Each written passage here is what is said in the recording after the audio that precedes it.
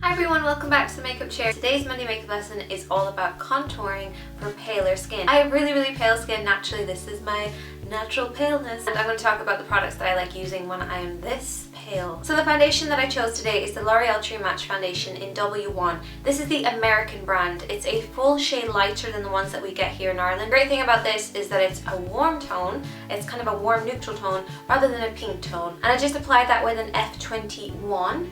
And this is a nice little angle, so I'm just going to blend it because it needs a little bit extra blending. Here are the products that I like using when my skin is a little bit on the paler side. Starting off with this palette by Blank Canvas Cosmetics. This is the contour palette number 1. The cool thing about this is that it has this beautiful white that you can set your makeup with if your foundation is a bit too dark for you. You can use it to highlight your skin if you're on the very pale side. And you can also mix and match these shades. When I'm a little bit more on the warmer side, I use the contour powders that are in here as well. But when I'm kind of on the cooler side, I need to use this. This is the NYX Taupe blush, and as you can see, it's more on the shadow side. It's sort of like a brown grey kind of color rather than a brown golden. It also has this beautiful blush in here, which if you are looking for something like a dupe, it's this one right here. This is the Angel Blush by NYX, and I kind of use this one just in my handbag because I don't want to bring the palette with me. So I'm taking my angled foundation brush and I'm going to go in with a little bit of that white. So I'm going from the inner tear duct down to the edge of the nose and up past the eye. That is where I highlight.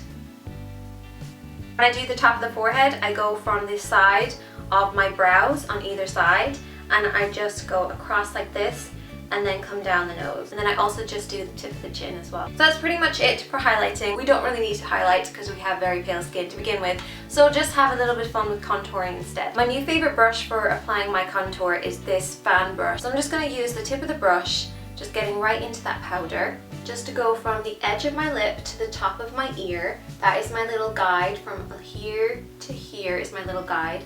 So I just run this fan brush just in there like that. You see that little line it creates? It's very subtle. And then I kind of do little wiggling motions, pulling it upwards over the cheek. And you can see that shadow that it's creating. And then once that's done, I like to go in with the same brush and a little bit of this blush along here and just dust that over the apples of the cheeks, just above that contour.